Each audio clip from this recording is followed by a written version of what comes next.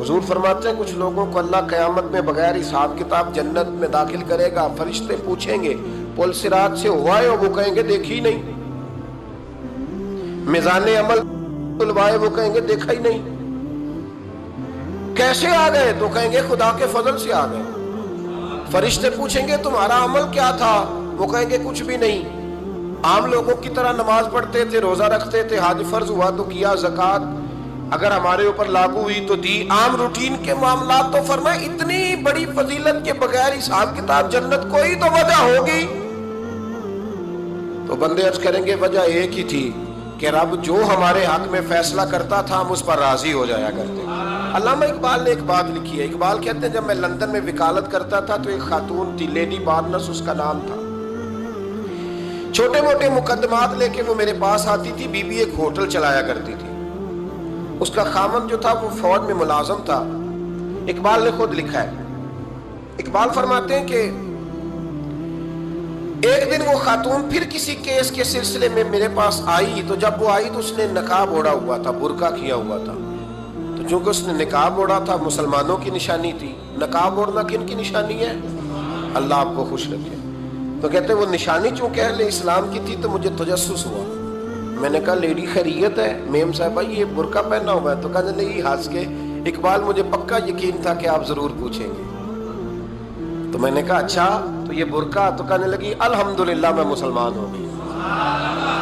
تو میں نے فوراً کہا کہ آپ کا شوہر تو فوج میں ملازم ہے، فوجی کے لیے بدلنا اور پھر ملکی قانون اور یہ چیزیں. تو کہنے لگی اس نے مجھے کیا کہنا تھا، وہ خود کلمہ پڑھ گئے. تو کہتی ہیں میں اور متجسس ہوا. وہ کیس کی بات کرتی تو میرا تجسس بڑھ گیا. میں نے کہا تو کیس چھوڑ یہ بتا کلمہ کیسے پڑھا؟ تو کہنے لگی اقبال اصل بات یہ ہے کہ میں نا بے اولاد تھی، خامد بھی بڑے اچھے پیسے کماتا، میں خود بھی ہوٹل چلاتی، پر ڈپریشن اور ٹینشن اور بلا وجہ کی پریشانیاں جان نہیں چھوڑ. یہ ٹینشن اور ڈپریشن کا نا مجھے عربی ترجمہ کوئی نہیں ملا. یہ ڈپریشن اور ٹینشن کا نا میں نے تلاش کیا ہے لیکن مجھے عربی لغت کے اندر ان کے معنی مجھے لگتا ہے کہ اس زمانے میں یہ چیزیں تھی ہی نہیں. ہوتی تو ان کا کوئی نام بھی، یہ آج ہے نا تو اس لیے آج کے زمانے میں ہی نام ہے مفت کا، مفت کی پریشانی. تو کہتی ہے مجھے ٹینشن اور ڈپریشن رہتی تھی ہر وقت، بڑی میں پریشان رہتی تھی. میرے ساتھ ایک عجیب واقعہ ہوا کہ میرے ہوٹل میں نا ایک بابا جی برتن مانجتے تھے، بوڑھے آدمی تھے، 70 سال کے قریب عمر تھی. ان کا ایک بیٹا تھا، ایک بہو تھی، ایک پوتا تھا، لیکن وہ بیچارے بیٹا بیمار رہتا تھا تو لہٰذا وہ خود مزدوری کرتے. کہتے ہیں ایک دن وہ بابا جی میرے پاس آئے، کہنے لگے میم صاحبہ 2-4 دن کی چھٹی چاہیے. تو میں نے کہا خیریت ہے؟ کہنے لگے میڈم میرا بیٹا فوت ہو گیا. بیٹا، آپ کو پتہ ہے باپ کا جنازہ پڑھنا آسان ہے، بیٹے کا جنازہ اٹھانا بڑا مشکل کام. کہتی ہے میں کچھ لکھ رہی تھی، میرے ہاتھ سے قلم گر گیا. میں نے خود گاڑی بھیجی، بابا جی گاؤں چلے گئے جہاں وہ رہتے تھے. کہتی 2-3 دن کے بعد میں اور میرا شوہر گئے تو رستے میں ہم باتیں کر رہے تھے کہ کیا تعزیت کریں گے. ایک ہی بیٹا تھا، کوئی رشتہ دار بھی نہیں، تو اس کی تو کائنات اجڑ گئی، کن لفظوں سے اسے تعزیت کیا کہیں گے. کہتے جب ہم گئے تو وہ ٹوٹی ہوئی چٹائی پہ بیٹھا تھا، کچھ لوگ قریب تھے. ہم نے جا کے کہا بابا آپ مسلمان ہیں، ہم آپ کو کیا نصیحت کریں، ایک ہی بیٹا تھا، کہ کس طرح کر کے ہم آپ کو تسلی دیں. تو کہتے ہیں اس نے آنکھیں کھولی، بوڑھی آنکھوں میں ایمان کی روشنی. کہنے لگا بی بی کیا تعزیت کی بات کرتی ہو، میں نے کوئی پیسے جمع کرا کے بیٹا لیا تھا، خدا نے فضل سے دیا تھا، عدل سے لے گیا ہے.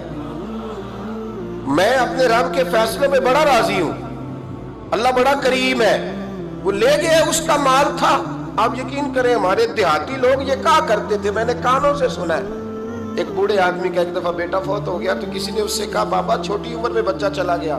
تو مجھے لفظ نہیں بھولتے، کہنے لگے پتر اللہ دی فصل ہے، کچی وڈے تامی ہو دی.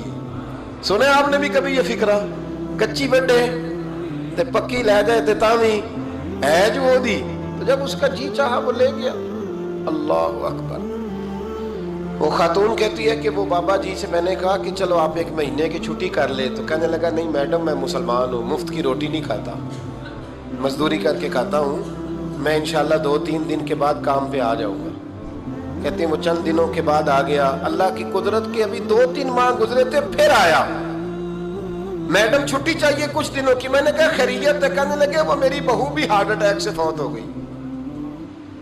कहते अब मैं भी तड़प गई और ईसाई हो के मेरी आंखों में आंसू आ गए। मैंने कहा घर का दरवाजा बंद हो गया, अब ये बेचारा क्या करेगा। वो अपने शौहर के गम में हार्ट अटैक से फौत हो गई। कहते हम फिर 2-3 दिन के बाद ताज़ियत के लिए गए। फिर टूटी हुई चटाई, बूढ़ा ना अपनी उंगलियों से जमीन पर कुछ बना रहा है। कहते करीब गई और मैंने जाके कहा बाबा अब तो तसल्ली आपने खुद ही करनी है, जो निज़ाम था वो तो हो गया। तो कहते हैं फिर उसने आंखें खोली, आसमान की तरफ देखा तो कहने लगा बेटी कोई परेशानी नहीं, मेरा बेटा बगैर शादी के भी तो फौत हो ही सकता था ना। बस मेरे मालिक ने जब चाहा जैसे चाह हुआ। मैं इंशाल्लाह 2-4 दिन के बाद काम पे आऊंगा। ये मेरा 3-4-5 साल का पोता है, अभी स्कूल दाखिल हुआ है, मैं साथ ले आऊंगा। वहां मेरे साथ ऊपर क्वार्टर में जहां मैं रहता हूं ये भी रहेगा। कहती है मैं सख्ते में आ गई उसकी कैफियत देख के। वो पोते को साथ ले आया। कभी कभी मैं देखती छत पे खड़े होके कि दादा घोड़ा बना हुआ है और पोता सवारी कर रहा है। वो सवेरे उठता, उसको स्कूल छोड़ के आता, शाम को लेके आता, प्यार करता, मोहब्बत करता।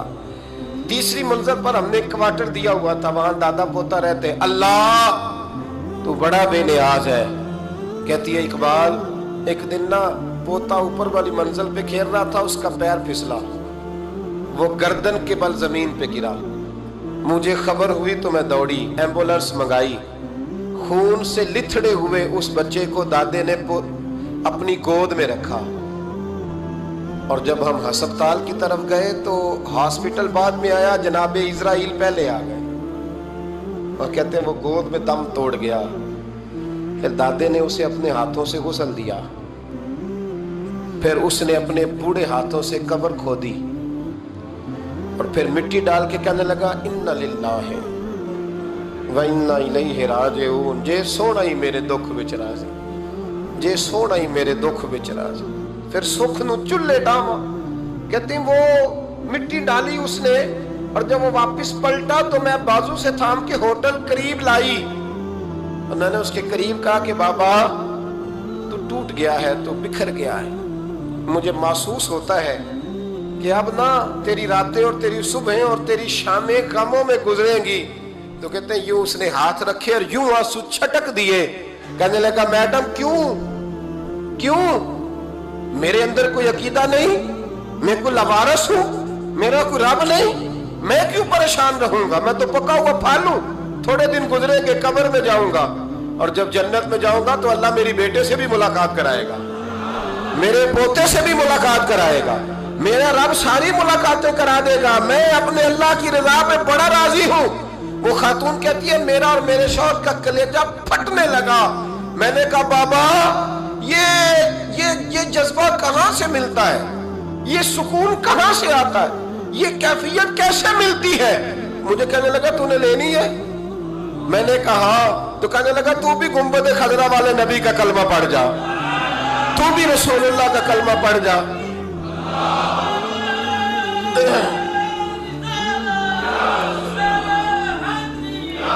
आ मेरे महबूब का कलमा पढ़, अल्लाह तुझे सुकून अता करे। एक हदीस ना पढ़ दो मुस्लिम शरीफ से, बुखारी से एक हदीस ना पढ़ लो ताकि ये बात मजबूत हो जाए। हजरत अबू तलहा रज़ी अल्लाह ताला, बेटा शदीद बीमार, मजदूर आदमी थे, कई दिनों से घर थे। बीवी कहने लगी अगर आप घर में बैठे रहेंगे तो खाएंगे कहां से, जाओ आप मजदूरी करो, मैं बेटे को देखती हूँ। अबू तलहा मजदूरी करने चले गए।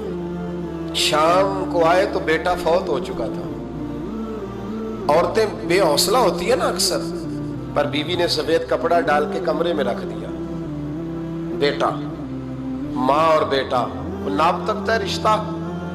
बेटे में सफेद चादर डाल के कमरे में रख दिया। हजरत अबू तलहा अंसारी आए, बेटे का क्या हाल है। कहने लगी अल्लाह की रहमत में है। अल्लाह की, कैसा जुमला है, अल्लाह की रहमत में है। खामद ने खाना खाया, बीवी से मिलने को दिल किया तो मुलाकात हुई। फारिग होके बैठे تو خاتون اٹھ کے نا خامد کے قریب گئی, اس کا ہاتھ تھاما, کہنے لگی نبی کریم علیہ السلام کے صحابی ہو, ایک مسئلہ دریافت کرنا تھا, بتاؤ گے؟ کہ پوچھو. کہنے لگی اگر کوئی آپ کے پاس امانت رکھوائے اور پھر اپنی امانت واپس مانگے تو کیا کرو گے؟ حضرت ابو طلحہ کہنے لگے پوچھنے والی کیا بات ہے, جس کی امانت ہے واپس کر دیں گے. اب زوجہ روئی, اب صبر والی بی بی روئی, اب ماں روئی, آنسو ٹپکے, آنچل سے پوچھ کے کہنے لگی ابو طلحہ وہ بیٹا بھی اللہ کی امانت تھا اور رب اپنی امانت لے گیا ہے, اٹھو غسل کفن کا بندوبست کرو. حضرت ابو طلحہ اٹھے, ہامتے کامتے ہاتھوں سے غسل کفن دیا, مسجد نبوی میں پہنچے, محبوب کی بارگاہ میں عرض کیا تو رسول کریم فرمانے لگے تیرے اور تیری بیوی کے عمل سے اللہ بھی بڑا راضی ہے, اللہ کے رسول بھی بڑے راضی ہیں اور اللہ تجھے برکت عطا کرے گا. صحابہ کہتے ہیں پھر اللہ نے انہیں 9 بیٹے عطا فرمائے. پھر اللہ نے انہیں اللہ کی رضا پہ راضی رہنا سیکھو, اللہ کے قریب چلے جاؤ گے, اللہ کی رضا پہ. حضرت سفیان ثوری دعا مانگ رہے تھے, یا اللہ راضی ہو جا, یا اللہ راضی ہو جا, یا اللہ راضی ہو جا, دعا مانگ رہے تھے. بی بی رابعہ بصری پردے کے پیچھے بیٹھی تھی, جب دعا لمبی ہو گئی تو کہنے لگی سفیان بس کر, کوئی اگلا لفظ بھی بول, بس کر. آپ فرمانے لگے تجھے کیا ہوا؟ تو کہنے لگی تو کب سے کہہ رہا یا اللہ راضی ہو جا, یا اللہ راضی ہو جا, پہلے اپنے دل پہ ہاتھ رکھ کے بتا تو اللہ سے راضی ہے؟